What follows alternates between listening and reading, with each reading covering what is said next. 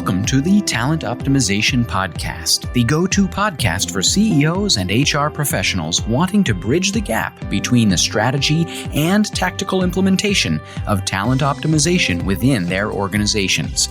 Through interviews, predictive index, and personal experience, your host, Tracy Shirk, helps you discover the facets of talent optimization from both a CEO and HR perspective to truly create the dream team for your organization. Are you ready? Let's get started. Creating dream teams. What exactly does that mean? And how do we create dream teams inside of organizations? I have a hint for you. It's called trust. So welcome to the Talent Optimization Podcast with Tracy Shirk. And I have a fantastic guest with me today. I have Dr. Tina Hallis, and Tina is with us from The Positive Edge. Welcome, Tina. Thank you. Excited to be here, Tracy. Yeah. So when we build dream teams inside of our organization, what are those key factors that really make that team a dream? I think whether they're remote or in person, we need teams that can work together and cooperate and communicate openly and get through decisions and get through problems and conflict. And we need teams who can really innovate and collaborate together. But you can imagine, you pick any one of those and just imagine yourself being in a team where there is no trust or very little trust. That turns into a major obstacle. Yeah, it absolutely does. And not only is it an obstacle, but it becomes where employees become disengaged with working with those key individuals. Oh, isn't that the truth? I think we can probably all think back to examples in our own careers around that. Yeah, absolutely. And what I'm so excited about of our conversation today is kind of that 3-step process that you have with teams and with trust. And, before we jump into that, when we think about those examples where we have mistrust or misalignment in the team, I'm thinking through clients that I've worked with in the past where a leader will say, hey, ask one person to do something, ask another person to do the same thing, then ask a third person to do the same thing. Now, all of a sudden, individuals feel like, oh my gosh, I'm not valued, or what's going on, when there's that lack of communication, that lack of trust. And it's like, so how do we shift that into that dream team? Because that's typically not it. Yes, so true. Yeah, so I'm excited to talk about that today because, especially you can imagine with virtual teams, that creates some additional barriers to building that trust and even maintaining trust. You may think, oh, well, gosh, back when we were in person, we were all good. It doesn't translate over. There are additional challenges once we are remote.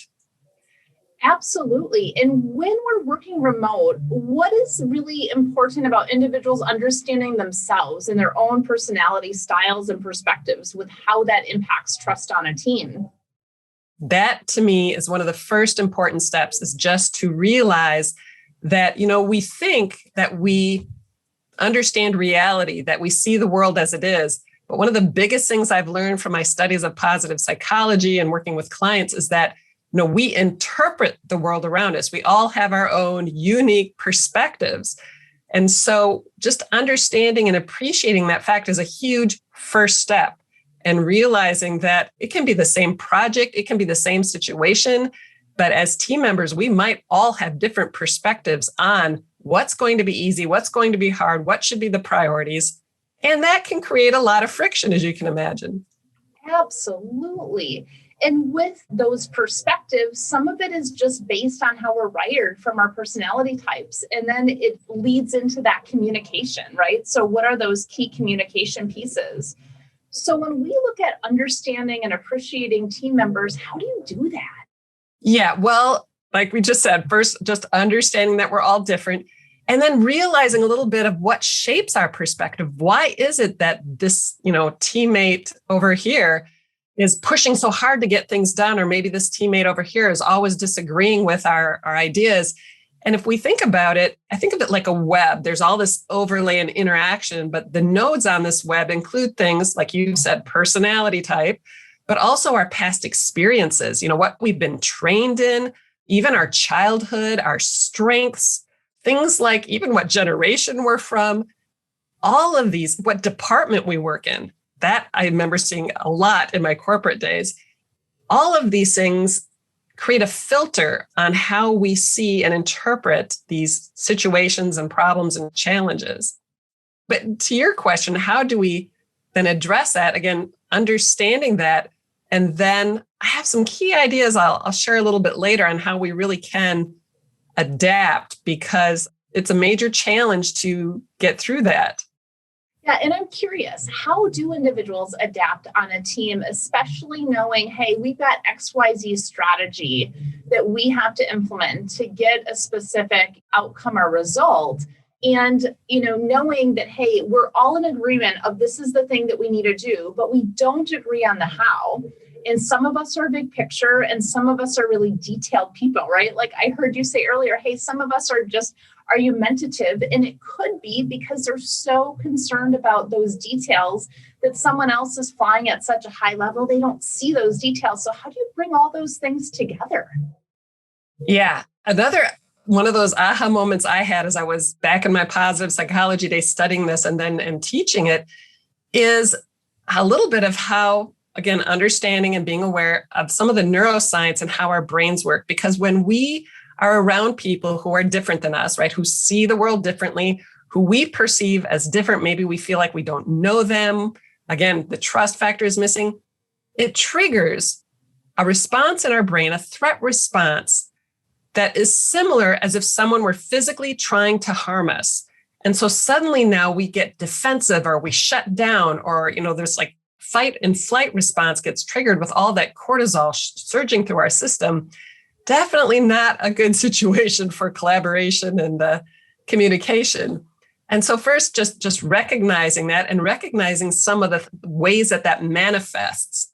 For some people, again, depending upon personality style, depending upon their background, it might be that they feel like their status is being threatened. Like, oh, you're challenging me. Dr. David Rock of the Neuro Leadership Institute, he has an acronym called SCARF, and that stands for status. C is certainty, like you're challenging my certainty about my work and who I am. Autonomy, my feelings of control. Relatedness, like, oh, I can't relate to you. I don't understand you. And then fairness, this just feels unfair. So that SCARF model, understanding that really can be key in thinking through our responses and how to address some of these ways different people react. That's a first step I would suggest. I love that. I haven't heard that model before. And so when you're going through that model, what are some of those things that you can take with that acronym and actually put it into practice? So you can imagine, think of like your predictive index assessments. My background is more in the DISC personality assessments. But if you know more about the personality and the styles of your teammates, you'll have a better sense of like, oh, are they more sensitive around the area of their status? And what does that mean to them? Is it more about their social status, their professional status? Are they someone who needs a lot of certainty? Are they someone who needs a lot of detail?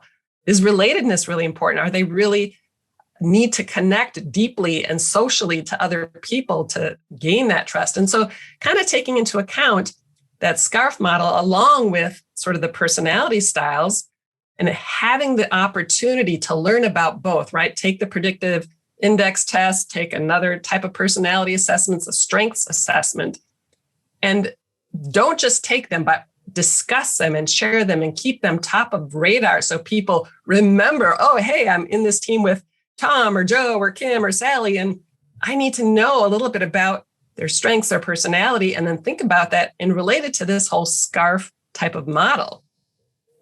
Yeah, absolutely. And that kind of where you take something like a personality assessment and put it into 3D of, hey, how this actually works, right? So many of the personality assessments tell me about me, but when we can put the team together and really understand what we're trying to impact, it makes it so that it actually hits those profitability and productivity measures inside of the organization.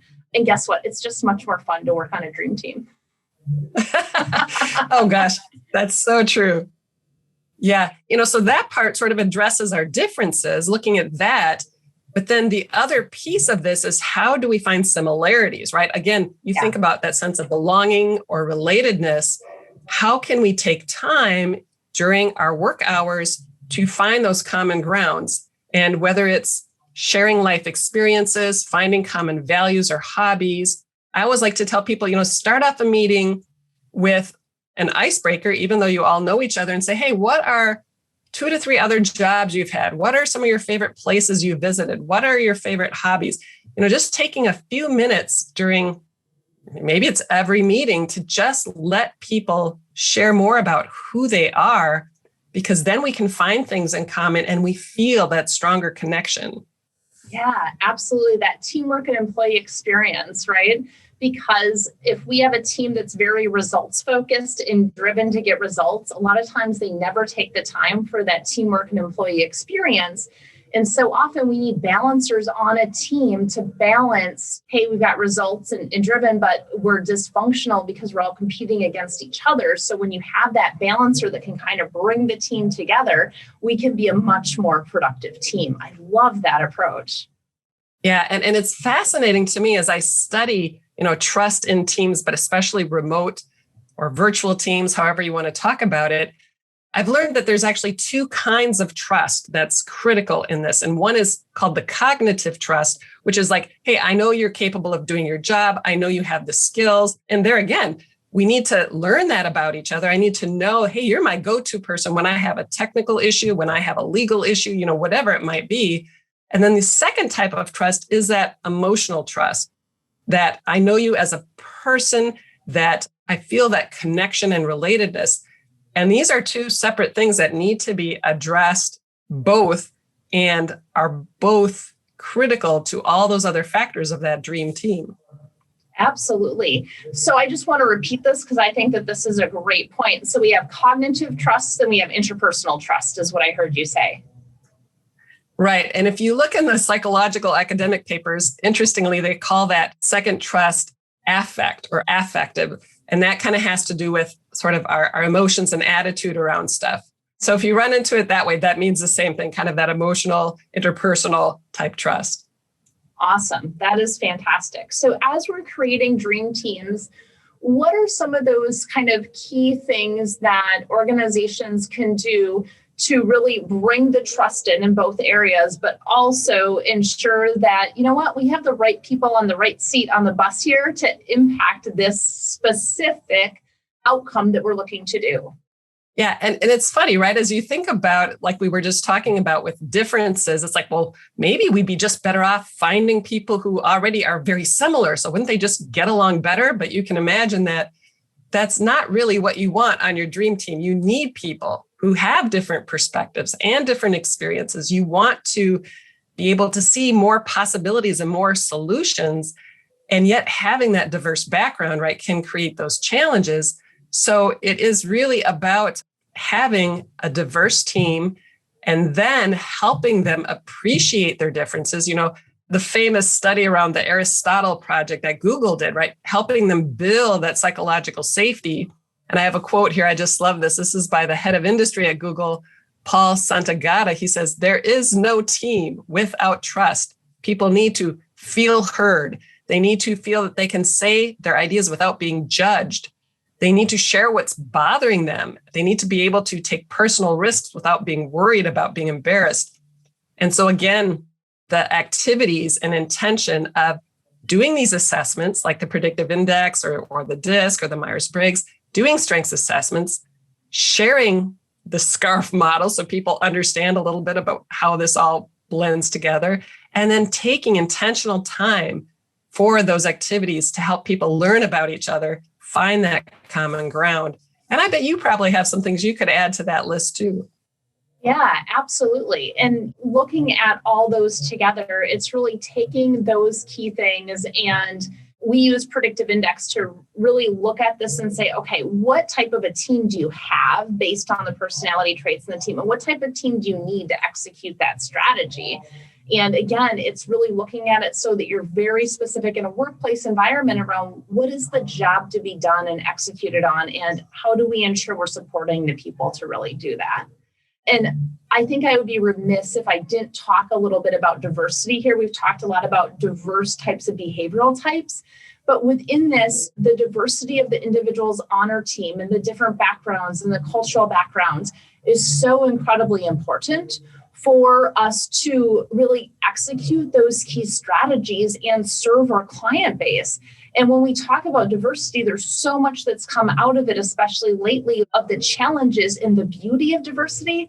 The key here is setting up our teams so that we can overcome the struggles with diversity to create inclusive environments where individuals can really connect collaboratively together so that they have that psychological safety. So I'm kind of pulling some of those threads, Tina, that you talked about, but I didn't want to end our conversation today without talking about the incredible importance of diversity at all different levels. Yes, thank you for bringing that up, because that is a key part of, like you say, getting those different perspectives. And we need that diversity, especially in remote teams. It then takes extra effort, extra time and intention to take benefit in those, right? And let those actually create a lot of advantage rather than having them create friction. And yeah, I love how both of what we do is really all designed to help organizations benefit and take advantage of that diversity and bringing that all together.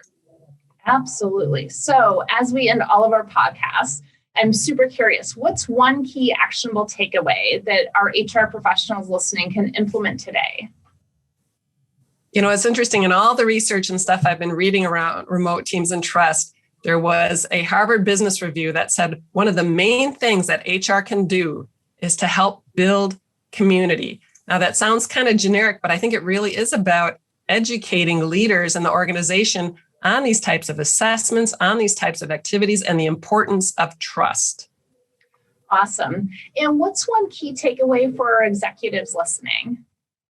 I understand that there's so many companies right now, they're feeling overwhelmed in so many ways, and their people are getting burnt out. But if you do not address this, if leaders need to intentionally take the time to invest in these ways of building that connection. If you do not do that, it's like having a fire in your house and you're still trying to just, go about living your day, but you're not addressing the fire, right? So it is so worth the time to actually incorporate intentionally these types of tools to help create that connection. Awesome. Thank you so much, Tina. And if you're looking for more from Tina, Tina will be on the webinar that we are doing on Monday following when this podcast will be released. And that's in our Talent Optimization Foundation program. And that's really taking the ideas and kind of those three areas that we talked about today and putting some actionable steps into how do we create trust within those dream teams. And so, Tina, how else can individuals find you? Yeah, I would recommend my website, thepositiveedge.net. Tina at thepositiveedge.net is my email. I love to hear from people, brainstorm ideas, get feedback. Great. Awesome. And Tina also has a download, and that link will be in our show notes, and it has some really great actionable items that we can do based on research. So with that, thank you so much for joining us today, and have a great rest of your day. Thank you for joining us on this episode of the Talent Optimization Podcast. You'll find more tools and resources for CEOs and HR professionals looking to bridge the strategies versus implementation gap of talent optimization at elevatedtalentconsulting.com. We've also created a free, valuable resource for you to begin bridging the gap called the Talent Optimization Foundation Membership Program. You can access it for free at elevatedtalentconsulting.com/foundation. Be sure to tune in next week for another episode to learn more about talent optimization and creating a dream team for your organization.